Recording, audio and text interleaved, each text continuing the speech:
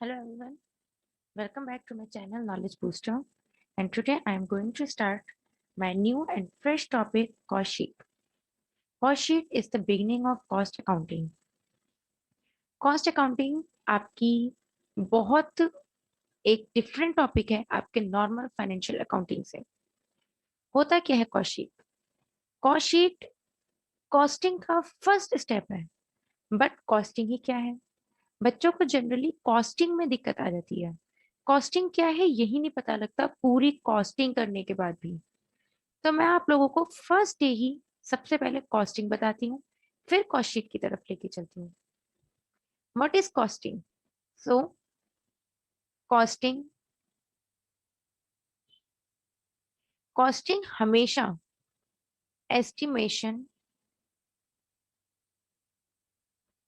Based accounting होगी। ठीक है, एस्टिमेशन बेस्ड मींस कि हम अपने बिजनेस में कुछ एस्टिमेशंस लगा रहे हैं, क्या फ्यूचर में होना चाहिए, फ्यूचर में क्या रेट्स होने चाहिए, क्या सेल होनी चाहिए, कितनी सेल हो तो हमारी कॉस्ट कवर हो जाएगी, कितनी सेल हो तो हम प्रॉफिटेबल स्टेज पर होंगे, कितनी सेल हो हम लॉस पर होंगे, हम क्या प्राइस रखें इन फ्यूचर कि हमारी कॉस्टिंग भी रिकवर हो जाए और हमारा प्रॉफिट भी रिकवर हो जाए। इन सारी चीजों को हम एक एस्टिमेशन बेस्ड अकाउंटिंग कहते हैं। ठीक है, तो एस्टिमेशन लगाए कब जाते हैं? In the beginning. So costing हमेशा कब होगी? In the beginning of financial year. ठीक है, और बिगिनिंग में होती है costing and at the end होती है आपकी फाइनेंशियल अकाउंटिंग जो आप आज तक पढ़ते थे। अब होगा क्या? जब हम एस्टिमेशंस बनाएंगे, हम बिगिनिंग में कुछ एस्टिमेशंस फिक्स करेंगे, तो हम डेफिनेटली उसको कंपेयर भी करेंगे। Compare costing with financial accounting.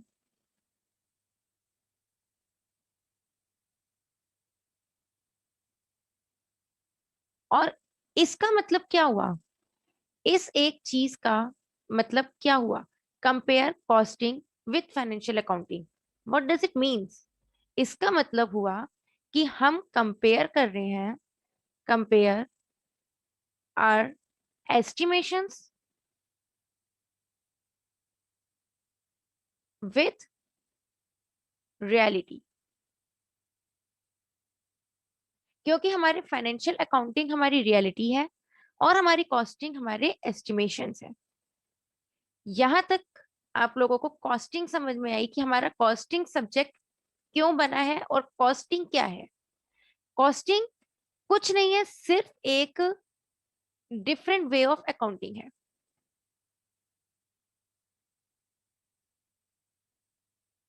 Different way of accounting, that's it. अब ये जो डिफरेंट वे ऑफ अकाउंटिंग आपका है, इससे आपको मिलता क्या है? फ्यूचर के एस्टिमेशंस।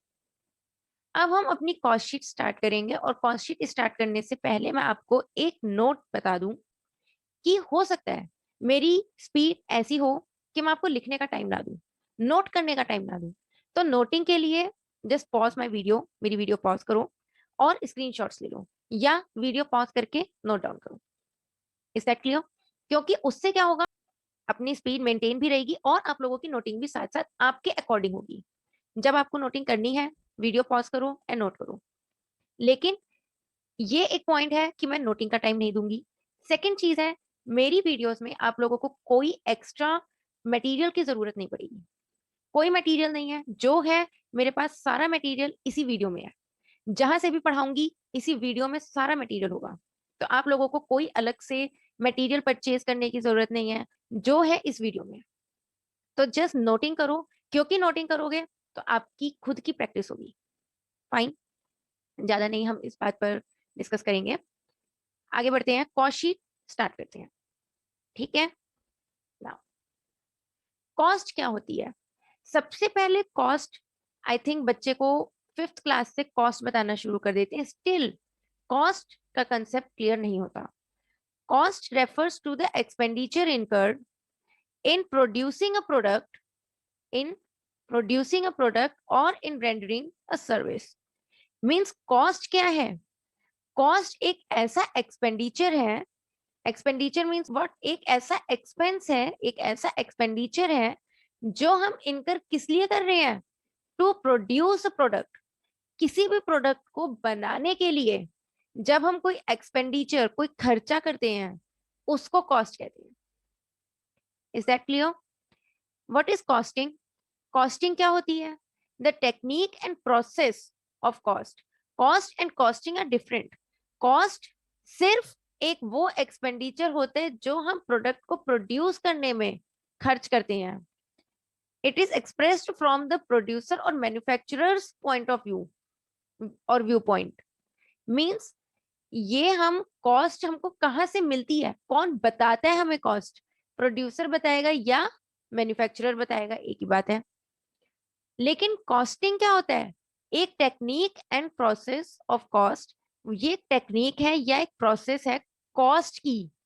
कॉस्ट तो एक्सपेंडिचर होते हैं, बट उस कॉस्ट की प्रोसेस, उस कॉस्ट को निकालने की technique which begins with recording of income, जो स्टार्ट कहाँ से होती है, बिगिंस कहाँ से होती है? Recording of income and expenditure और the base on which they are calculated. कोई भी बेस ले लो जिससे आप कॉस्टिंग कैलकुलेट कर रहे हो, या आप सिर्फ इनकम्स और एक्सपेंडिचर्स को रिकॉर्ड करो, या आप कोई और बेस ले लो, वहां से बिगिन होती है एंड एंड कहां पर होती है? Ends with the preparation and periodical standards and reports for ascertaining and controlling cost. इसका मतलब क्या हुआ कि कॉस्ट स्टार्ट कहां से होती है? इनकम्स और एक्सपेंडिचर्स को रिकॉर्ड करने से। लेकिन खत्म कहां पे होती है? एंड कहां पे होती है? Preparation and periodical standards and reports for ascertaining and controlling cost. Means जब हम अपनी कॉस्ट को कंट्रोल करते हैं और रिपोर्ट्स को एसरटेन करते हैं, या पीरियोडिकल स्टैंडर्ड्स को मेंटेन कर लेते हैं, उनको भी बना लेते हैं, कॉस्टिंग प्रिपेयर कर लेते हैं, तब जाकर हमारी कॉस्टिंग कंप्लीट होती है। फाइन। मींस कॉस्टिंग क्या है? ये एक प्रोसेस है। पूरा स्टार्ट होगा रिकॉर्डिंग से लेकर, जब आप इनकम को रिकॉर्ड करोगे, एक्सपेंडिचर्स को रिकॉर्ड करोगे, फिर आप कॉस्टिंग का पूरा प्रोसेस करोगे, जिससे कि आपको मिलेगा क्या? कॉस्टिंग के प्रोसेस से आपको मिलेगा क्या? कि आप अपनी कॉस्ट को कंट्रोल कर सकते हो, एंड डेफिनेटली वो एंड भी वहीं पर हो जाएगी। कॉस्टिंग एंड भी वहीं पर हो जाएगी जहां पर आपका मेन कॉस्टिंग का मकसद पूरा हो जाएगा, आपका मोटिव पूरा हो जाएगा। और कॉस्टिंग का मोटिव क्या है? कॉस्ट कंट्रोल करना। कॉस्ट कंट्रोल करने का मतलब क्या है? एक्सपेंडिचर जो हम किसी भी प्रोडक्ट को प्रोड्यूस करने में खर्च करते हैं, वो एक्सपेंडिचर हमारा कम हो जाना, उसकी कॉस्ट कम हो जाना। मेन मोटिव तो यही है, तभी हमारा प्रॉफिट इंक्रीज होगा। सो मेन मोटिव हमारा क्या है? कंट्रोल कॉस्ट करना। और कॉस्ट को कंट्रोल करते ही हमारा हमारी कॉस्टिंग एंड हो जाएगी, क्योंकि मेन मोटिव हमने रिकवर कर लिया। अब कॉस्ट अकाउंटेंसी क्या है? तीनों चीजें अलग अलग हैं। कॉस्टिंग अलग है, कॉस्ट अलग है, और कॉस्ट अकाउंटेंसी अगेन अलग है। कॉस्ट अकाउंटेंसी में क्या आएगा? The application of costing and cost accounting principles. Means अब हम अप्लाई कर रहे हैं, एप्लीकेशन मीन्स टू अप्लाई। अब हम अप्लाई कर रहे हैं कॉस्टिंग और कॉस्ट अकाउंटिंग के प्रिंसिपल्स को। मीन्स कॉस्टिंग के प्रिंसिपल्स को, कॉस्ट अकाउंटिंग के प्रिंसिपल्स को अप्लाई करना, जिसमें क्या क्या इंक्लूड होता है? Which includes methods and techniques to the science, art and practice of cost control and the ascertainment of profitability. Means ये एक ऐसा मेथड है और ऐसी टेक्निक है जिसमें to the science, art and practice, means जिसमें कि हम प्रैक्टिस करते हैं अपनी science art, means not subject science and art. Science art means हम अपनी क्रिएटिविटी लगाते हैं, ठीक है, हम अपनी क्रिएटिविटी लगाते हैं। Science, art and practice the cost control हम अपनी क्रिएटिविटी लगाते हैं, अपना माइंड लगाते हैं, अपनी टेक्निक्स लगाते हैं, प्रिंसिपल्स लगाते हैं। किस वजह से? कि हम कॉस्ट को कंट्रोल कर सकें। कॉस्ट को कंट्रोल कर सकें, द एसरटेनमेंट ऑफ प्रॉफिटेबिलिटी, एंड अपनी प्रॉफिटेबिलिटी को इंक्रीज कर सकें। Fine. It also includes the presentation of information derived there for the purpose of managerial decision making. हम ये चीजें करते क्यों हैं? हम ये कॉस्ट अकाउंटेंसी करते क्यों हैं? सिर्फ इसलिए करते हैं कि हमारी मैनेजरियल डिसीजन मेकिंग में हेल्प हो। और हेल्प कब होगी? जब हम कॉस्टिंग को सही तरीके से प्रेजेंट करेंगे। तो presentation of information derived there, जो हमने यहां से इंफॉर्मेशन डेराइव की है उसको प्रेजेंट करना है। किस पर्पस के लिए? डिसीजन मेकिंग के लिए। Fine, continue. कॉस्ट अकाउंटिंग, अभी भी हम कॉस्ट अकाउंटिंग पर ही हैं, क्योंकि कॉस्ट अकाउंटिंग एक थोड़ा सा वाइड कंसेप्ट है। कॉस्ट अकाउंटिंग में ऑब्जेक्टिव्स भी आपके आएंगे। ऑब्जेक्टिव्स में फर्स्ट ऑब्जेक्टिव क्या होगा? To compute cost of product and selling price of product. Exactly, हमें हमको अपनी कॉस्ट कंट्रोल करनी है। कैसे करेंगे कॉस्ट कंट्रोल? सबसे पहले हम कंप्यूट करेंगे, to compute cost of product and selling price of product. इन दो चीजों के बगैर तो हम अपनी कॉस्टिंग नहीं कर सकते। ये बेसिक चीजें हैं। बेसिक क्या है कॉस्टिंग, कॉस्ट अकाउंटिंग का? कि कॉस्ट ऑफ प्रोडक्ट पता हो, सेलिंग प्राइस ऑफ प्रोडक्ट पता हो। मींस हम कितने की, कितने कॉस्ट की, कितने मनी की हम प्रोडक्ट को परचेज कर रहे हैं, और वो ही प्रोडक्ट की सेलिंग प्राइस क्या है। मींस हम उसको बेच कितने में रहे हैं, हम खरीद कितने में रहे हैं और बेच कितने में रहे हैं। हम एक सेम प्रोडक्ट को खरीद कितने में रहे हैं, जब हम खरीदते हैं तो कॉस्ट कितनी आती है, जब हम बेचते हैं तो हमें कितनी रिकवरी होती है सेम प्रोडक्ट से। Next objective, to reduce the cost of product. Next objective हमारा क्या होगा?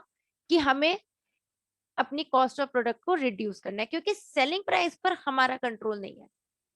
सेलिंग प्राइस पर हमारा कंट्रोल क्यों नहीं है? क्योंकि सेलिंग प्राइस तो हम मार्केट कंडीशंस देखकर या और फैक्टर्स को देखकर, जिन फैक्टर्स को हम फ्रीज समझते हैं, उन फैक्टर्स को भी कंसीडर करते हैं जब हम सेलिंग प्राइस कंप्यूट करते हैं। सो यहाँ पर रोल किसका आता है? इकोनॉमिक्स का।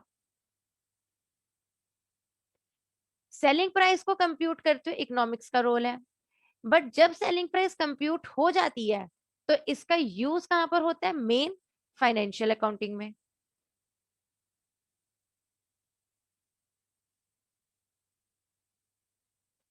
और हमारे कंट्रोल में क्या है? Cost accounting, cost accountancy, cost accountant के कंट्रोल में क्या है? Cost of product. कि जितने की परचेज हो रही है प्रोडक्ट की, उस परचेज प्राइस पे कंट्रोल करना, उस परचेज प्राइस को कम करना। मींस कॉस्टिंग कम करना, कॉस्ट ऑफ प्रोडक्ट को रिड्यूस हम कर सकते हैं, बट हम सेलिंग प्राइस पर हमारा कंट्रोल नहीं है। नाउ कॉस्ट अकाउंटिंग किसके लिए प्रिपेयर करते हैं? डेफिनेटली मैनेजमेंट तो आएगा ही, क्योंकि मैनेजमेंट फॉर डिसीजन मेकिंग,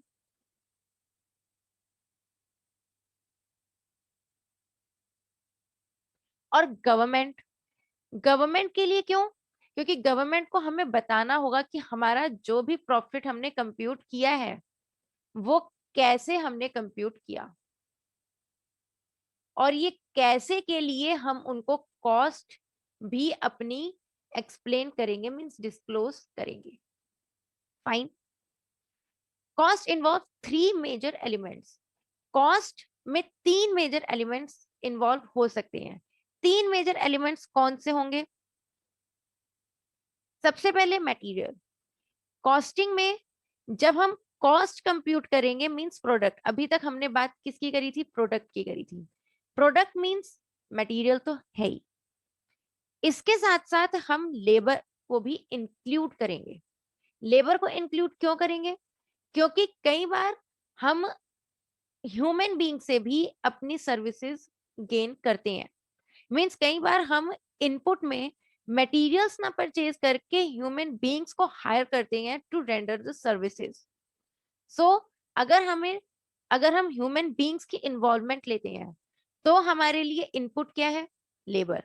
अगर हम रॉ मटेरियल परचेज कर रहे हैं तो हमारे लिए इनपुट क्या है? मटेरियल्स। नेक्स्ट इज, जनरली बच्चों को लगता है कि एक्सपेंसेस होगा, material, labour and expenses, but no, material, labour and others, others में आपके एक्सपेंसेस भी इंक्लूड हो सकते हैं। सो मटेरियल यहां पर आया, मटेरियल इंक्लूडेड, लेबर इंक्लूडेड, और जो भी बच गया मटेरियल एंड लेबर के अलावा वो सब अदर्स में। Got my point? Let's continue. Elements of cost. Cost के एलिमेंट्स क्या होते हैं? Material, material means all physical inputs used in production directly or indirectly are called material। means जो भी फिजिकल इनपुट्स हैं जो प्रोडक्शन में यूज होते हैं, भले डायरेक्टली हो या इनडायरेक्टली हो, ये डायरेक्टली एंड इनडायरेक्टली बहुत इंपॉर्टेंट वर्ड्स हैं, mark these words.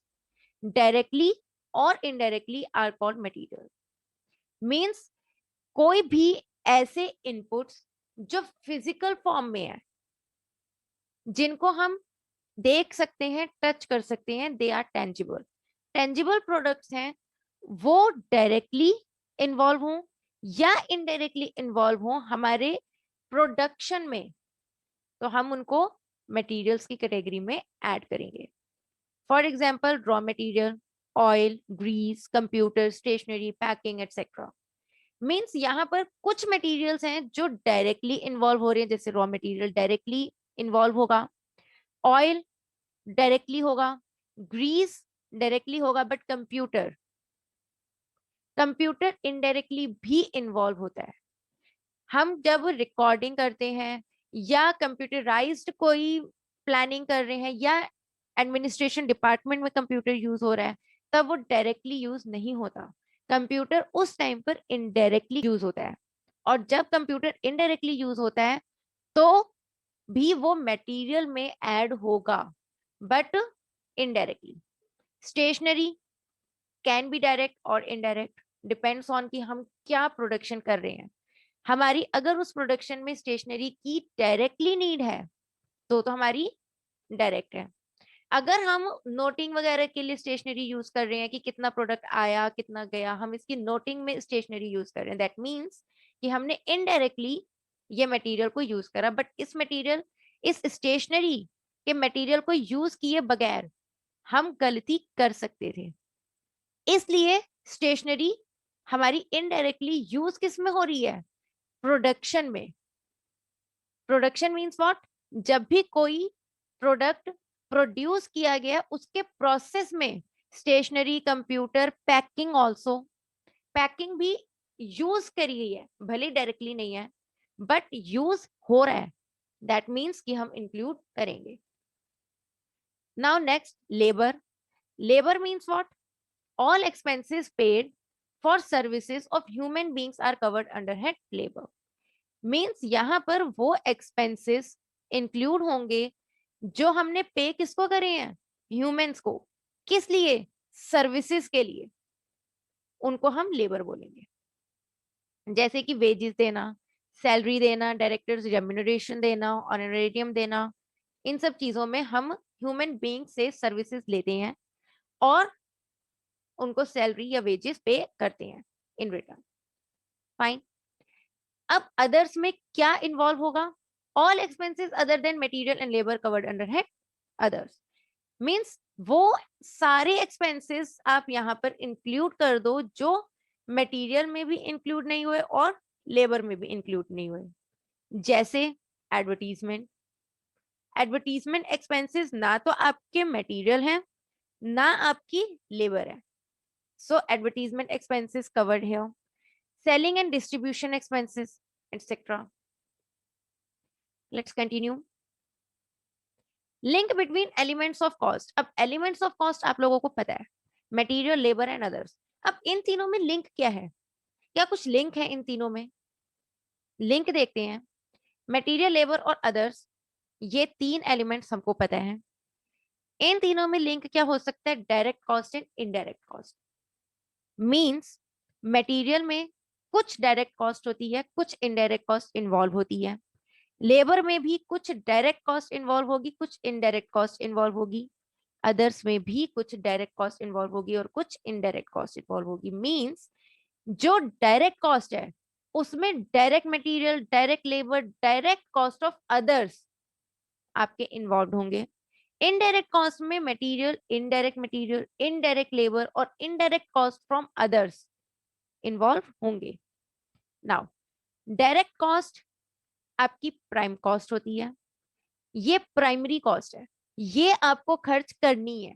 Prime cost का नाम आप कैसे याद कर सकते हो कि ये तो प्राइमरी कॉस्ट है, इसके बिना तो आप प्रोडक्शन कर ही नहीं सकते हो। बिल्कुल prime cost means direct cost क्या होती है? डायरेक्ट कॉस्ट का मतलब होता है वो कॉस्ट जो फाइनल प्रोडक्ट को आइडेंटिफाई करते हुए, फाइनल प्रोडक्ट को देखकर आप कॉस्ट रिकवर कर लो, मींस आप वो कॉस्ट पकड़ लो। फॉर एग्जाम्पल टेबल, टेबल अगर आप देखो मैन्युफैक्चर टेबल है, मैन्युफैक्चरिंग डिपार्टमेंट ने उस टेबल में क्या डायरेक्ट कॉस्ट खर्च करी होगी? आपको जो चीजें सामने दिख रही हैं वो की होंगी, जैसे वुड। वुड आपको पता है कि उसमें वुड लगी ही लगी है, वुड के बिना टेबल नहीं बना। लेट सपोज ग्लास, अगर ग्लास भी है ऊपर, ना फेविकोल ऑल्सो। मीन्स ये चीजें आपको दिख रही हैं कि हाँ इतनी तो, इतना तो मटेरियल लगा ही लगा होगा। प्लस आपको पता है उस टेबल को बनाने में कम से कम 2 वर्कर्स तो लगे ही होंगे, टेबल बड़ा है तो 2 वर्कर्स। मीन्स अब उनकी हम वेजेस ले लो या सैलरी ले लो। उसके बाद उस प्रोडक्ट को बेचने में जो एडवर्टीजमेंट खर्च हुई है, जो हमें दिख रही है सामने, मीन्स जिस एडवर्टीजमेंट के थ्रू हमने उस टेबल को खरीदा। हम हमेशा ब्रांड्स पे जाते हैं, ब्रांड हमको कहाँ पे दिखा? टीवी पे मान लो दिखा, तो हम उस टीवी की एडवर्टीजमेंट देखकर हम उस ब्रांड की तरफ हम अट्रैक्ट हुए और हमने वो टेबल जाके उस ब्रांड का परचेज किया। मींस हमको वो टीवी वाली जो अब एडवर्टीजमेंट है वो हमारी डायरेक्ट कॉस्ट होगी। बट जस्ट सपोज उन्होंने यूट्यूब पर भी एक वीडियो बनाई हुई है, उसका हमें नहीं पता, बट उन्होंने बनाई तो है। अगर हम यूट्यूब पर भी चेक करेंगे तो हमें वो मिल जाएगी। लेकिन जस्ट सपोज एक इनडायरेक्ट कॉस्ट है, मींस उन्होंने डिस्ट्रीब्यूशन में भी खर्चा किया, और वो डिस्ट्रीब्यूशन कॉस्ट हम आइडेंटिफाई नहीं कर सकते टेबल से। क्यों? क्योंकि वो डिस्ट्रीब्यूशन कॉस्ट हमारे तक पहुंचने की नहीं थी। वो डिस्ट्रीब्यूशन कॉस्ट जो जिस मीडिएटर से हमने परचेज करा उस मीडिएटर तक पहुंचाने की थी, तो वो क्या हो गई? इनडायरेक्ट कॉस्ट होगी, जिसको हम फाइनल प्रोडक्ट से आइडेंटिफाई नहीं कर सकते। Got my point? तो इनडायरेक्ट कॉस्ट कौन सी होती है? जो हम फाइनल प्रोडक्ट से आइडेंटिफाई नहीं कर सकते। मींस टेबल में इनडायरेक्ट कॉस्ट अब कौन सी हो गई? जस्ट सपोज एक रजिस्टर बना था जिसके अंदर सारी एंट्रीज हो रही थी कि कब कौन सा टेबल बना है, डेट वाइज कितनी वुड कब आई है, उस वुड पर क्या क्या मैन्युफैक्चरिंग प्रोसेस किया गया है, उन सारी चीजों की डिटेल एक रजिस्टर में ऐड ऑन की। फिर एक एम्प्लॉय हायर किया जिसने वो रजिस्टर्ड की सारी एंट्रीज कंप्यूटर में एंटर करी। और फिर हमने एक और पर्सन हमने हायर किया, मींस वन मोर एम्प्लॉय, जिसने बाकी की मैनेजमेंट्स चेक करी। तो अब हुआ क्या? जब मैनेजमेंट चेक करी और जब इस पर्सन ने कंप्यूटर में एंट्री करी, लेकिन एक पर्सन और होगा जिसने रजिस्टर में भी एंट्री की होगी। अब ये सब कौन है? ये सब इनडायरेक्ट है, बिकॉज हम डायरेक्टली टेबल को देखकर ये इमेजिन नहीं कर सकते या ये आइडेंटिफाई नहीं कर सकते कि कितने रजिस्टर्स लगे होंगे, उसको कितने एम्प्लॉयज ने मेंटेन किया होगा, फिर कितने एम्प्लॉयज लगे होंगे कंप्यूटर में एंट्री के लिए, फिर कितने एम्प्लॉयज लगे होंगे मैनेजमेंट के लिए, हम नहीं आइडेंटिफाई कर सकते। बट ये कॉस्ट आपकी लगी तो है, प्रोडक्शन प्रोसेस की ही है, लेकिन हम आइडेंटिफाई नहीं कर सकते। दैट्स वाई ये इनडायरेक्ट कॉस्ट है, और जो हम आइडेंटिफाई कर लेते हैं वो डायरेक्ट कॉस्ट है। फाइन। मेरी direct cost and indirect cost पे एक अलग वीडियो भी है, सो अगर आपको यहाँ पर कुछ थोड़ा सा डाउट है तो आप वहां पर भी जाके देख सकते हो। अलग से वीडियो है सिर्फ डायरेक्ट एंड इनडायरेक्ट कॉस्ट के ऊपर। Now come to the point, direct cost को प्राइम कॉस्ट कहते हैं, इनडायरेक्ट कॉस्ट को क्या कहते हैं? Overheads, not secondary cost. बच्चे कई बार यहाँ पर गलती करते हैं, वो हमेशा कहते हैं secondary cost. No, not secondary cost, it's overheads. Direct cost को प्राइम कॉस्ट कहते हैं क्योंकि ये प्राइमरीली खर्च होती है, प्राइमरी एक्सपेंस है, बट इनडायरेक्ट कॉस्ट को हमेशा ओवरहेड्स बोलते हैं। Fine, let's continue. Cost sheet process begins. अब कॉस्ट शीट का प्रोसेस कहां से बिगिन करता है, कॉस्ट शीट का मेन मोटिव क्या है, बनी कैसे है कॉस्ट शीट, पूरा अच्छे से एक्सप्लेन होगा। Continue. Let's suppose raw material purchase किया, रॉ मटेरियल परचेज करते ही हम उसका फर्दर प्रोसेस क्या करेंगे, फैक्ट्री। फैक्ट्री ओवरहेड्स मींस हम फैक्ट्री में उसकी प्रोसेस करेंगे, रॉ मटेरियल की प्रोसेस होगी फैक्ट्री में, फैक्ट्री में प्रोसेस होने के बाद वही रॉ मटेरियल फैक्ट्री की प्रोसेस होने के बाद कहाँ जाएगा, ऑफिस एंड एडमिनिस्ट्रेशन ओवरहेड्स में। वहां पर उस पर और कॉस्ट खर्च हुई है, उसके बाद सेलिंग एंड डिस्ट्रीब्यूशन ओवरहेड की भी कॉस्ट उसमें ऐड होगी, उसके बाद हम अपना प्रॉफिट ऐड करके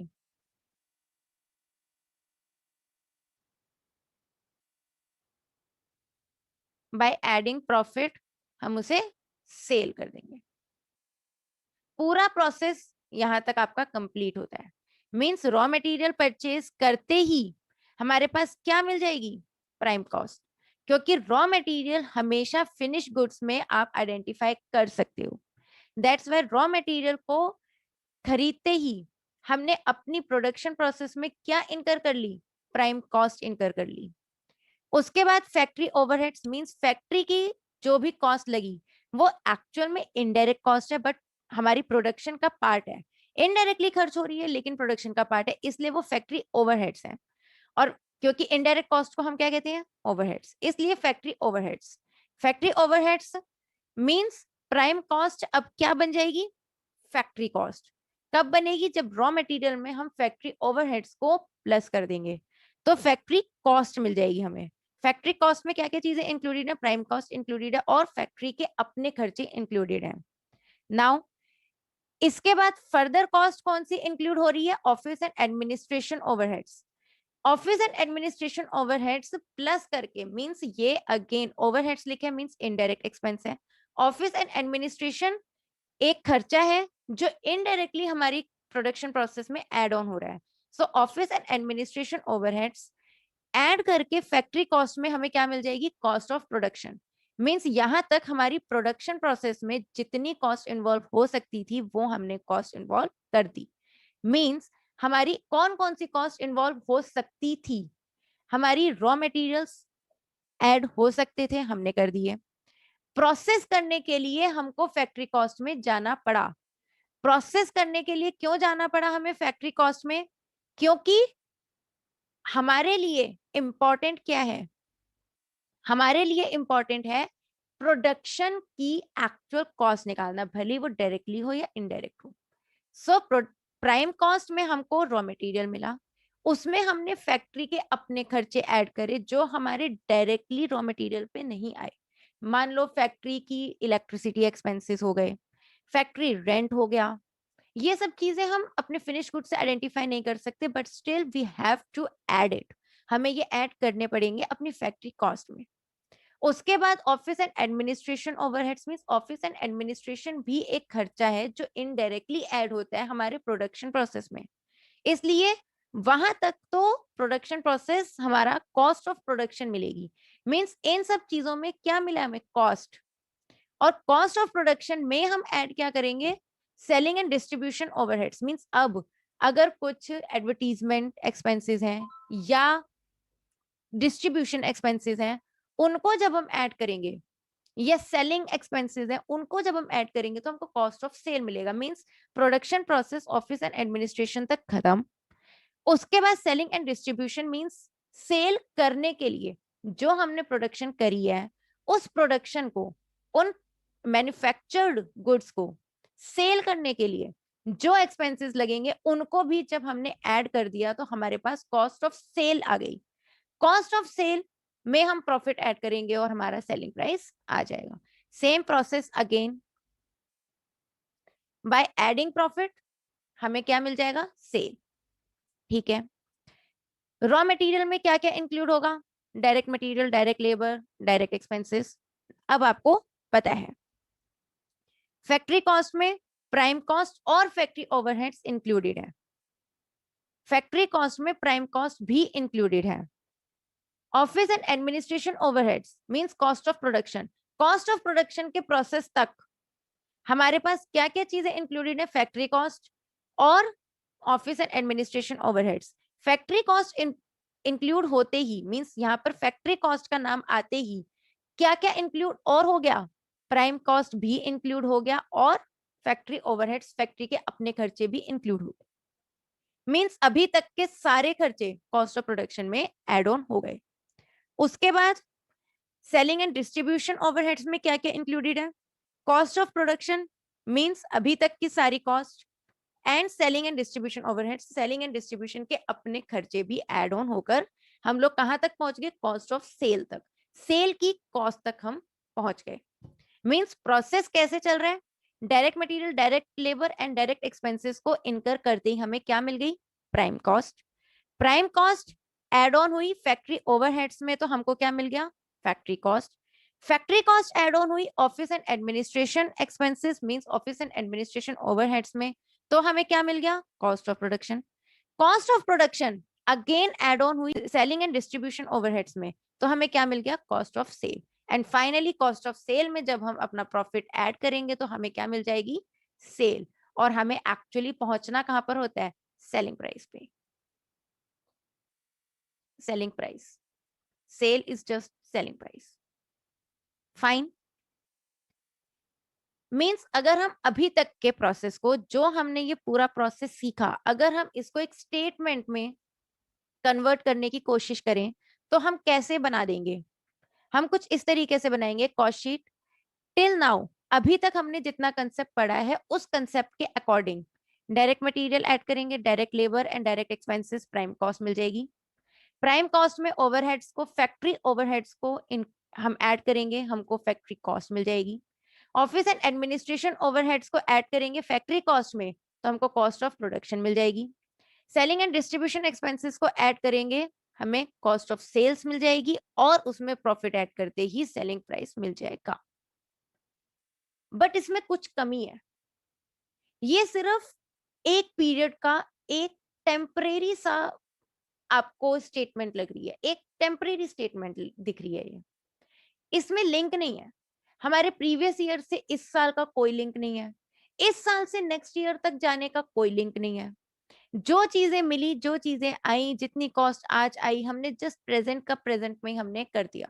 मीन्स हमने इसके अंदर क्या क्या कमियां छोड़ दी, अभी तक हमने क्या क्या छोड़ दिया, but here opening and closing stocks are missing. हमने ओपनिंग एंड क्लोजिंग स्टॉक्स छोड़ दिए क्योंकि लास्ट ईयर से इस साल का लिंक ओपनिंग होता है और इस साल का नेक्स्ट ईयर से लिंक क्लोजिंग स्टॉक होता है।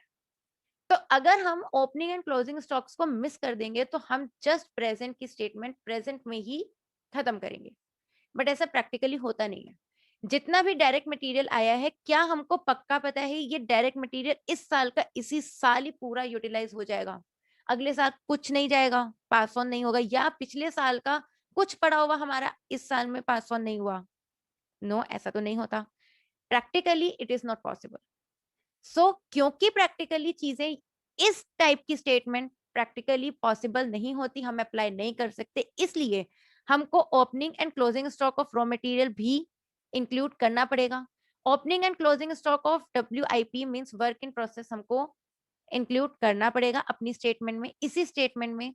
और opening and closing stocks of finish goods भी हमको अपनी इसी स्टेटमेंट में ऐड करना पड़ेगा, मींस इंक्लूड करना पड़ेगा। कैसे इंक्लूड करेंगे हम ये ओपनिंग एंड क्लोजिंग स्टॉक्स को, कैसे इंक्लूड करेंगे, इसके लिए एक और स्टेटमेंट है, और एक्चुअली वही स्टेटमेंट एक्चुअल है आपकी कॉस्ट शीट की statement, this a basic format. और इसमें पूरी फुल फ्लैश स्टेटमेंट है ये, इसके अलावा कुछ नहीं बचता। Opening stock of raw material, सबसे पहले जो लास्ट ईयर का ओपनिंग स्टॉक पड़ा है रॉ मटेरियल का, आप उसको रिकॉर्ड करो, उसमें अगर आप इस साल कुछ परचेज करते हो वो ऐड करो। क्लोजिंग स्टॉक में कुछ बच गया, वो हमारा इस पीरियड का नहीं है, इसलिए हम उसको माइनस करेंगे। मींस जो स्टॉक हमारा इस पीरियड से रेलिवेंट है ही नहीं, उसको हमें क्या करना है, माइनस करना है। तो closing stock of raw material को हम माइनस कर देंगे, तो मिलेगा क्या हमें, इस पीरियड का, अपने इस पीरियड का, जिस पीरियड की हम कॉस्ट शीट प्रिपेयर कर रहे हैं, उस पीरियड का रॉ मटेरियल, उसमें ओपनिंग स्टॉक भी आया, परचेजेस भी आया, और क्लोजिंग स्टॉक भी हमने माइनस कर दिया। तो हमारे पास क्या मिल गया, रॉ मटेरियल इस पीरियड का, और डायरेक्ट मटेरियल भी हम कह सकते हैं, क्योंकि रॉ मटेरियल क्या होता है, डायरेक्ट मटेरियल होता है। देन डायरेक्ट लेबर ऐड करेंगे, डायरेक्ट एक्सपेंसेस ऐड करेंगे, हमको क्या मिल जाएगा, प्राइम कॉस्ट। सारी डायरेक्ट चीजें, direct material, direct labour, direct expenses को हमने जैसे ऐड कर दिया, हमको क्या मिल गया, प्राइम कॉस्ट। प्राइम कॉस्ट में फैक्ट्री ओवरहेड्स को हम ऐड करेंगे, हमें ग्रॉस फैक्ट्री ओवरहेड्स मिल जाएगा। यहां पर ग्रॉस है, ओनली फैक्ट्री ओवरहेड्स नहीं है, ग्रॉस फैक्ट्री ओवरहेड्स मींस ये वो फैक्ट्री ओवरहेड्स हैं जो इस साल के हमने खर्च किए, बट इसमें एडजस्टमेंट करनी बाकी है। एडजस्टमेंट क्या करनी है, जितना work in process last year का था, जो इस साल पास ऑन हुआ, वो ओपनिंग वर्क इन प्रोसेस को हमने ऐड किया, क्योंकि हम उसको इस साल यूज कर लेंगे। बट जो क्लोजिंग WIP बच गया, वो हमने इस साल यूज नहीं करा, हम उसको माइनस कर देंगे, तब हमारे पास आएगा नेट फैक्ट्री कॉस्ट, कि नेट हमने इतनी फैक्ट्री कॉस्ट इस साल में हमने इनकर करी। Then office and administration overheads हम ऐड करेंगे, कॉस्ट ऑफ प्रोडक्शन आएगा। ऑफिस एंड एडमिनिस्ट्रेशन ओवरहेड्स को ऐड करके कॉस्ट ऑफ प्रोडक्शन ही पहले भी निकलता था, अब भी निकल रहा है, बट अब कॉस्ट ऑफ प्रोडक्शन में हमको फिनिश्ड गुड्स की एडजस्टमेंट करनी है। ओपनिंग फिनिश गुड्स प्लस करेंगे, क्योंकि उसकी हम सेल इस साल कर सकते हैं, और क्लोजिंग फिनिश गुड्स जिसको हमने इस साल नहीं यूटिलाइज किया, जिसको हम इस साल सेल नहीं कर पाए, उसको हम माइनस कर देंगे। हमारे पास क्या बच जाएगा, cost of goods sold. Means अब जिन गुड्स को हमें सेल करना है, उन गुड्स की कॉस्ट मिल गई, यहां तक के प्रोसेस में, वहां से ही हम सेलिंग एंड डिस्ट्रीब्यूशन एक्सपेंसेस को ऐड करेंगे, अभी तक की कॉस्ट ऑफ सेल मिल गई। जिन गुड्स को सेल करना था, उनकी कॉस्ट में हमने सेल करने के भी एक्सपेंसेस को ऐड करके कॉस्ट ऑफ सेल निकाल दिया। देन प्रॉफिट को ऐड किया एट सम फिक्स्ड परसेंटेज, और ये हमेशा गिवन होती है, या तो प्रॉफिट की परसेंटेज हमेशा गिवन होगी, या आपके पास कॉस्ट ऑफ सेल होगा और आपके पास सेल गिवन होगी। आप बैलेंसिंग फिगर से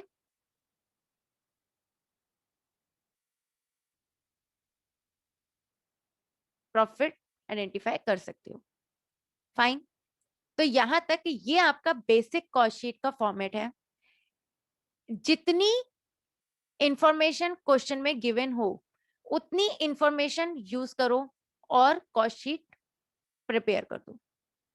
फाइन, नाउ कुछ इंपॉर्टेंट पॉइंट्स हैं जिनको मैं यहीं पर ही कवर करूंगी, क्योंकि ये इंपॉर्टेंट पॉइंट्स आपके जनरली एडजस्टमेंट्स में कवर होते हैं, और बच्चे प्रैक्टिस कर करके एडजस्टमेंट्स को रट रट के इन पॉइंट्स को कवर करते हैं। आप लोगों को कंसेप्चुअल बेस्ड मैं इसी वीडियो में यहीं पर ही आपका कंसेप्ट क्लियर करूंगी। व्हाई एडजस्टमेंट्स को किस तरीके से हम यूटिलाइज करते हैं, किस तरीके से हम एडजस्टमेंट्स की एंट्री करते हैं अपनी कॉस्ट शीट में, उसको प्रिपेयर यहीं पर करवाऊंगी। Let's start. पैकिंग। पैकिंग थोड़ा सा कंफ्यूजिंग पॉइंट है, बिकॉज पैकिंग 3 टाइप की होती है। Packing, primary packing, final packing and secondary packing.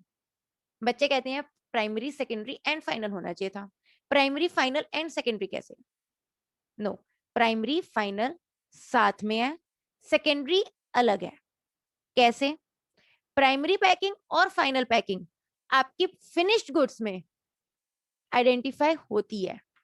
That's why primary packing और फाइनल पैकिंग आपके रॉ मटेरियल का पार्ट है। प्राइमरी पैकिंग वो पैकिंग होती है जिसके बगैर आप अपने गुड्स को सेल नहीं कर सकते। जैसे टूथपेस्ट। टूथपेस्ट आपकी, अगर उसका जो टूथपेस्ट का जो रैप है अगर वो उसमें ना आए तो क्या आप उसको परचेज कर सकते हो? नो, आपको उसकी पैकिंग जो प्राइमरी पैकिंग है उसके साथ ही उसको परचेज करना पड़ेगा। फाइनल पैकिंग मींस जो उसके ऊपर का कवर है, दैट इज फाइनल पैकिंग। वो भी आपको आइडेंटिफाई होती है, बट आपको क्या आइडेंटिफाई नहीं होती? Secondary packing. सेकेंडरी पैकिंग क्या है? जो आपकी पैकिंग आपके मैन्युफैक्चरिंग डिपार्टमेंट से या आपकी कंपनी से किसी मीडिएटर तक या आपके अदर ब्रांचेस तक या कहीं पर भी ट्रांसफर करने के टाइम पर जो पैकिंग यूज होती है, जैसे कार्टून्स होते हैं जिनमें बहुत ज्यादा सामान होता है, कार्टून्स में बहुत सारी यूनिट्स एक साथ ट्रांसफर होती हैं, that is called secondary packing. Final packing and primary packing को आप रॉ मटेरियल इसलिए कहते हो क्योंकि आप फिनिश्ड गुड्स में आप इन दोनों पैकिंग्स को आइडेंटिफाई करते हो, पर क्या आप सेकेंडरी पैकिंग को आइडेंटिफाई कर पाओगे? क्या आप अंदाजा लगा पाओगे, एस्टिमेट कर पाओगे कि कितनी कितने यूनिट्स कितने कार्टून्स में एड ऑन होकर कहाँ कहाँ पर किस किस मीडिएटर तक पास ऑन हुए? No, that's why it's secondary packing. And secondary packing को हम सेलिंग एंड डिस्ट्रीब्यूशन ओवरहेड्स में ऐड करते हैं, क्योंकि ये सेलिंग एंड डिस्ट्रीब्यूशन चार्जेस हैं। ये जो पैकिंग है ये हमारी सिर्फ डिस्ट्रीब्यूट करते वक्त जो कार्टून्स हैं जो हमारे मीडिएटर्स तक ट्रांसफर हो रहे हैं वो एक्चुअल क्या है? अपने प्रोडक्ट को डिस्ट्रीब्यूट करने के लिए डिस्ट्रीब्यूशन एक्सपेंसेस खर्च हो रहे हैं। दैट्स वाई वो सेल करने के लिए या डिस्ट्रीब्यूट करने के लिए हम कुछ एक्सपेंसेस खर्च कर रहे हैं, that is secondary packing. That's why raw material is primary packing, raw material is final packing, क्योंकि ये हम आइडेंटिफाई कर सकते हैं अपने फिनिश्ड गुड्स में। Secondary packing, selling and distribution overheads, overheads means indirect. So raw material, direct material, selling and distribution overhead, secondary packing is indirect material. Fine. Next, depreciation. Depreciation भी अब 3 टाइप के हैं। कैसे? मशीनरी पे अलग depreciation लगेगा, computers पे अलग डेप्रिसिएशन लगेगा एंड डिलीवरी वैन्स पे अलग डेप्रिसिएशन लगेगा, एंड इन तीनों की कॉस्ट शीट में अलग अलग प्लेस पे एंट्री होगी। कैसे? मशीनरी की फैक्ट्री ओवरहेड्स में एंट्री होगी, क्योंकि मशीनरीज कहाँ पे यूज होंगी? फैक्ट्रीज में यूज होंगी। इसलिए अगर डेप्रिसिएशन मशीनरीज पे चार्ज हो रहा है तो वो फैक्ट्री ओवरहेड्स की कॉस्ट है। कंप्यूटर्स पे चार्ज हो रहा है तो ऑफिस एंड एडमिनिस्ट्रेशन ओवरहेड्स की कॉस्ट है। और डिलीवरी वैन्स में अगर डेप्रिसिएशन चार्ज हो रहा है तो वो सेलिंग एंड डिस्ट्रीब्यूशन ओवरहेड्स है। फाइन। क्योंकि कंप्यूटर्स कहाँ पे यूज होंगे? ऑफिस एंड एडमिनिस्ट्रेशन के वर्क में। डिलीवरी वैन्स कहाँ पर यूज होंगी? सेल करते वक्त या डिस्ट्रीब्यूट करते वक्त। और मशीनरीज कहाँ पे यूज होंगी? फैक्ट्रीज में। फाइन। लेबर। लेबर 2 टाइप की हैं, वेजेस और मैन्युफैक्चरिंग वेजेस। इनमें क्या फर्क है? वेजेस फैक्ट्री लेबर और प्रोडक्शन वेजेस होती हैं, but manufacturing wages are direct labour. इसमें क्या फर्क है? मैन्युफैक्चरिंग वेजेस में वो वेजेस इंक्लूड की गई हैं जो डायरेक्टली आइडेंटिफाई होती हैं किसी भी प्रोडक्ट को, किसी भी फिनिश्ड प्रोडक्ट को देखकर। मीन्स जैसे मैंने टेबल का एग्जांपल लिया था, अगर टेबल है तो टेबल को देखते ही हम ये इमेजिन करेंगे कि दो, बड़ा टेबल है अगर, तो दो ह्यूमन बींग्स की इन्वॉल्वमेंट है, मीन्स दो लेबर की इन्वॉल्वमेंट है, मीन्स यहाँ पर डायरेक्ट लेबर की बात है। बट उस टेबल के पीछे और कितने लोग हैं, मीन्स वहां पर और कितने लोग काम कर रहे हैं, कितने टेबल्स एक दिन में मैन्युफैक्चर होंगे, इसकी रिकॉर्डिंग जो कर रहा है वो भी एक ह्यूमन बींग है, उसकी भी वेजेस जा रही हैं, वो डेफिनेटली फैक्ट्री में एम्प्लॉयड होगा, क्योंकि वो ये देख रहा है कि कितने टेबल एक दिन में मैन्युफैक्चर हुए हैं, वो मैनेजमेंट का पार्ट है। बट वो फैक्ट्री में देख रहा है, इसलिए वो फैक्ट्री लेबर होगी। अगर वो प्रोडक्शन में देख रहा है तो प्रोडक्शन वेजेस होगी। नाउ लूज टूल्स क्या होते हैं? लूज टूल्स वो टूल्स होते हैं जो आपके फैक्ट्री ओवरहेड्स में इंक्लूड होते हैं।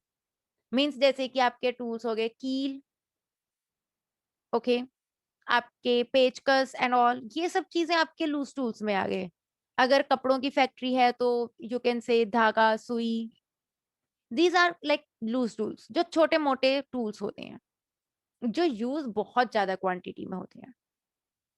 तो ये राइट ऑफ कहां पर होंगे? फैक्ट्री ओवरहेड्स में, क्योंकि ये फैक्ट्री की कॉस्ट होगी। फाइन। Next, carriage. कैरेज क्या होता है? कैरेज सामान को लाने या ले जाने में जो ट्रांसपोर्ट एक्सपेंस होता है उसको कैरेज बोलते हैं। Carriage can be inward and outward. Inward carriage कौन सा हुआ? जो सामान को हमारी फैक्ट्री में आते हुए या लाने में हमने खर्च किया। आउटवर्ड, जो सेल के टाइम पर हम अपने सामान को बेचने के लिए आउटवर्ड कैरेज पे करेंगे। नाउ इनवर्ड पे किया कैरेज तो हमारा रॉ मटेरियल का पार्ट है, क्योंकि जब भी हम कोई भी चीज परचेज करते हैं तो हम किसको परचेज करेंगे? हम रॉ मटेरियल ही तो परचेज करेंगे, क्योंकि रॉ मटेरियल ही परचेज करेंगे तभी रॉ मटेरियल पे सारा प्रोडक्शन प्रोसेस स्टार्ट होगा। सो रॉ मटेरियल परचेज होता है और रॉ मटेरियल पे जो कैरेज लगेगा वो इनवर्ड ही होगा, क्योंकि रॉ मटेरियल हमेशा परचेज ही होता है, सेल तो होगा नहीं। बट आउटवर्ड क्या होगा? Finished goods. और आउटवर्ड के टाइम पर अगर हम कैरेज पे कर रहे हैं दैट मीन्स कि हम सेलिंग या डिस्ट्रीब्यूशन एक्सपेंसेस को पे कर रहे हैं, दैट मीन्स वो सेलिंग एंड डिस्ट्रीब्यूशन ओवरहेड्स में ऐड होगा। Got my point? Now next, discount. Discount again दो टाइप के होते हैं, trade and cash. In financial accounting आप हमेशा ट्रेड डिस्काउंट को इग्नोर करते थे, कैश डिस्काउंट को ऐड करते थे। यहां पर उल्टा होगा, यहां पर आपको ट्रेड डिस्काउंट को ऐड करना है और कैश डिस्काउंट को इग्नोर करना है। व्हाई? रीजन है, दोनों तरफ से रीजन समझाती हूं। इन फाइनेंशियल अकाउंटिंग, सबसे पहले फाइनेंशियल अकाउंटिंग का लॉजिक समझते हैं। फाइनेंशियल अकाउंटिंग में क्या होता था? ट्रेड डिस्काउंट, जो डिस्काउंट हम सेल करते वक्त एडिशनल दे रहे हैं, मींस कस्टमर आया, कस्टमर को हमने बोला कि एक फ्लैट, फ्लैट मींस कैश, एक फ्लैट डिस्काउंट 10% का हमने रखा हुआ है। कस्टमर ने कहा मुझे 10% से ज्यादा अगर आप डिस्काउंट दोगे तो मैं चीज परचेज करूंगा, what ever the finish product. But मैं उस फिनिश प्रोडक्ट को सिर्फ तभी परचेज करूंगा जब मुझे इस 10% से एडिशनल डिस्काउंट मिलेगा। तो हमने जान के कि वो ले ले, हमारे प्रोडक्ट को परचेज कर ले, हमने एडिशनल 1% का डिस्काउंट दे दिया। मीन्स अब कस्टमर को कितने परसेंट मिल गए? 11%। 11% इन टोटल डिस्काउंट मिलते ही कस्टमर ने आइटम परचेज कर ली। तो फाइनेंशियल अकाउंटिंग कहती है जो आपका स्टैंडर्ड है 10%, हम सिर्फ इसी को इंक्लूड करेंगे जो आपने ऑन द स्पॉट जो आपने डिस्काउंट दिया, वो आपकी अपनी मर्जी थी, वो आपके अकाउंट्स का पार्ट नहीं है, वो आपकी मर्जी का पार्ट है। आपका मन किया तो आपने 1% का एडिशनल डिस्काउंट दिया, आप नहीं भी देते तो चलता क्योंकि आप ऑलरेडी 10% का दे चुके हो। तो आपका मन था, आपने अपनी मर्जी से 1% का डिस्काउंट दिया, तो ओके। फाइनेंशियल अकाउंटिंग कहता है मैं तो स्टैंडर्ड जो 10% फिक्स्ड है उसी को मानूंगा कि वहीं तक आप डिस्काउंट दे सकते थे 10%। बट क्योंकि आपने 1% एडिशनल दिया तो ये आपने अपनी मर्जी से दिया, या आपने अपना प्रॉफिट अपनी मर्जी से कम किया है, ये फाइनेंशियल अकाउंटिंग का पार्ट नहीं है। अब कॉस्ट अकाउंटिंग क्या कहती है? कॉस्ट अकाउंटिंग थोड़ा सा डिफरेंट लॉजिक लेती है। कॉस्ट अकाउंटिंग कहती है कैश डिस्काउंट 10% तो डिसाइडेड था, फिक्स्ड था, इसे इग्नोर कर दो। ये तो आप दे ही सकते थे, इसको आप इग्नोर कर दो। बट जब कस्टमर ने आपसे बोला कि मैं तब तक आपका प्रोडक्ट परचेज नहीं करूंगा जब तक आप मुझे कुछ एडिशनल डिस्काउंट नहीं देते, तो आपने अपने प्रोडक्ट को सेल करने के लिए अपना प्रॉफिट कम किया। कॉस्ट अकाउंटिंग का लॉजिक है कि यहां पर एक्चुअल आपकी अकाउंटिंग लगी है। क्यों? आपने अपना प्रॉफिट किस लेवल पर कम किया है, किस परसेंटेज से कम किया है, और ये क्यों कम किया है? Just because to sell your product. अपने प्रोडक्ट को सेल करने के लिए आपको ये ट्रेड डिस्काउंट देना पड़ा। अगर आप नहीं देते तो कस्टमर परचेज नहीं करता। तो कॉस्ट अकाउंटिंग कहती है क्योंकि ट्रेड डिस्काउंट आपको देना पड़ा अपने प्रोडक्ट को सेल करने के लिए, इसलिए हम सिर्फ सेलिंग एंड डिस्ट्रीब्यूशन एक्सपेंसेस में हम ट्रेड डिस्काउंट को कंसीडर करेंगे। बट कैश डिस्काउंट तो आपने देना ही था, वो तो आपके सेल का पार्ट नहीं था, वो तो आप दे ही रहे थे सबको स्टैंडर्ड। तो इसलिए उसको हम कॉस्ट शीट में इन्वॉल्व नहीं करेंगे, क्योंकि वो सेल का या डिस्ट्रीब्यूशन का एक्स्ट्रा खर्चा नहीं है। क्योंकि वो एक्स्ट्रा खर्चा नहीं है, क्योंकि आपने सेल करने के लिए कुछ एक्स्ट्रा खर्चा कैश डिस्काउंट में नहीं किया, आपने ना ही तो डिस्ट्रीब्यूट करने के लिए कुछ एक्स्ट्रा खर्चा कैश डिस्काउंट में करा, इसलिए हम कैश डिस्काउंट को ऐड नहीं करेंगे। But trade discount means what, आपने सेल करने के लिए या डिस्ट्रीब्यूट करने के लिए आपने एक्स्ट्रा खर्चा किया है, दैट्स वाई हम ट्रेड डिस्काउंट को ऐड करेंगे। फाइन।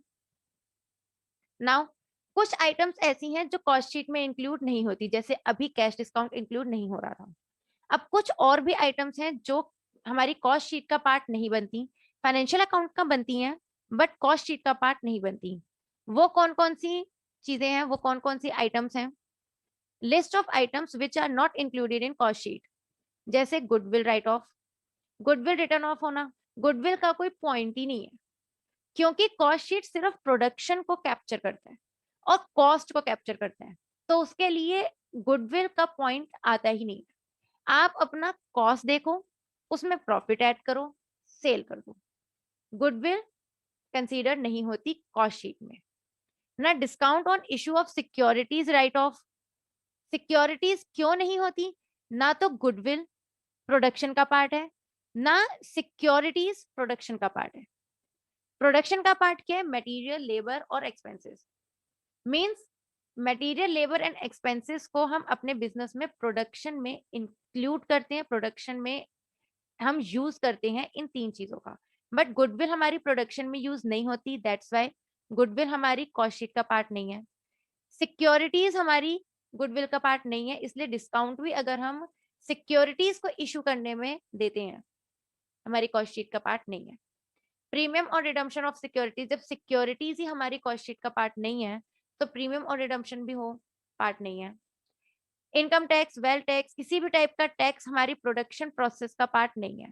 जब प्रोडक्शन हो जाता है, जब सेल हो जाती है, उसके बाद इनकम टैक्स से वेल्थ टैक्स देखते हैं कि कितना प्रॉफिट हुआ, उस पर आपको टैक्स देना है, वो भी हमारे प्रोडक्शन प्रोसेस का पार्ट नहीं है, इसलिए कॉस्ट शीट में ऐड नहीं होगा। बैड डेट्स सेल करने तक कॉस्ट शीट का पार्ट है। आपने सेल क्रेडिट पे किया या आपने कैश सेल करी, इस पार्ट पर कॉस्ट शीट कमेंट नहीं करता। कॉस्ट शीट कहता है आपको हमने सेलिंग प्राइस दे दिया, आपकी मर्जी, आप भले ही क्रेडिट पे सेल करो या कैश पे सेल करो, आपके बैड डेट्स हो, कॉस्ट शीट उस पार्ट पर कभी भी कमेंट नहीं करता, क्योंकि कॉस्ट शीट प्रोडक्शन बेस्ड है। कैश डिस्काउंट्स तो हमने अभी कवर कर लिए, वो भी एड ऑन नहीं होंगे। और क्या क्या नहीं होगा ऐड? ट्रांसफर टू, एक ही लॉजिक है, प्रोडक्शन प्रोसेस में जो जो चीजें इंक्लूड नहीं होती हैं वो सारी चीजें हमारी कॉस्ट शीट का पार्ट नहीं है। जैसे ट्रांसफर करना अपना प्रॉफिट रिजर्व्स में, प्रोविजंस में, मशीनरी में, मशीनरी परचेज करना हमारी प्रोडक्शन का पार्ट नहीं है। मशीनरी पर हमारे रॉ मटेरियल का यूज होना और फिर उस यूज से रॉ मटेरियल से फिनिश गुड्स बनना, वो प्रोडक्शन का पार्ट है। बट मशीनरी परचेज करना is not the part of production, वो प्रोडक्शन का पार्ट नहीं है। सो मशीनरी परचेज होना हमारी प्रोडक्शन का पार्ट नहीं है। Replacement of funds, any other similar funds, कोई भी टाइप के फंड्स हमारी प्रोडक्शन प्रोसेस का पार्ट नहीं है, तो कॉस्ट शीट में ऐड नहीं होंगे। ऐसे एनी काइंड ऑफ इनकम, जो भी इनकम हमारी प्रोडक्शन से रिलेटेड नहीं है, वो भी एड ऑन नहीं होगी। जैसे other than sale and sale of scrap. Sale क्यों? सेल तो हमारी ऐड होती है, सेल ही तो एक्चुअल कंप्यूट होती है। या स्क्रैप सेल भी हो जाना, वो भी हमारी होगी। मान लो कोई प्रोडक्ट है जिसका हमने प्रोडक्शन करा और बीच में वो डैमेज हो गया, तो हम उसको स्क्रैप पे सेल कर देंगे। भले हमको कॉस्ट कम मिली, हमको रिकवरी कम हुई, बट स्टिल वो प्रोडक्शन का पार्ट है। तो सेल और सेल ऑफ स्क्रैप को छोड़कर बाकी सब कॉस्ट का पार्ट नहीं है। जैसे rent receive, dividend receive, interest receive, ये सब चीजें कॉस्ट शीट का पार्ट नहीं है। मींस कॉस्ट शीट का पार्ट नहीं है उसमें, मतलब कॉस्ट शीट की एक्सेप्शंस, एक्सेप्शंस की एक्सेप्शंस मींस इंक्लूजन्स। मतलब अगर कॉस्ट शीट का पार्ट नहीं है उनमें आ जाए कि क्या क्या कॉस्ट शीट का पार्ट नहीं है में इंक्लूड नहीं होगा, मींस इंक्लूड कॉस्ट शीट में होगा। थोड़ा सा इनडायरेक्टली है, बट डायरेक्टली यही है, सेल और सेल ऑफ स्क्रैप इंक्लूड होती हैं। Other than sale of and sale of scrap include नहीं होगा। Any kind of financial loss, financial loss हमारा प्रोडक्शन का पार्ट नहीं है, तो interest on debt, preference dividends, equity dividends etcetera, ये सब चीजें भी कॉस्ट शीट का पार्ट नहीं बनेगी। एबनॉर्मल लॉस मैनेजमेंट की या किसी और वजह से, या तो मैनेजमेंट की गलती होती है या नेचुरल कैलेमिटीज आप कह लो, बट कुछ भी है, प्रोडक्शन का पार्ट नहीं है। एबनॉर्मल लॉस कभी भी प्रोडक्शन का पार्ट नहीं होता, इसलिए loss by fire, loss by natural calamities, loss due to labour strike etcetera, ये सब चीजें प्रोडक्शन के प्रोसेस के बाहर की है, तो इसलिए कॉस्ट शीट में ऐड नहीं होंगी। कॉस्ट शीट में सिर्फ प्रोडक्शन से रिलेटेड एक्सपेंसेस ऐड होते हैं। नाउ सारी की सारी कॉस्ट शीट का एक समरी, कॉस्ट शीट की समरी होता क्या है?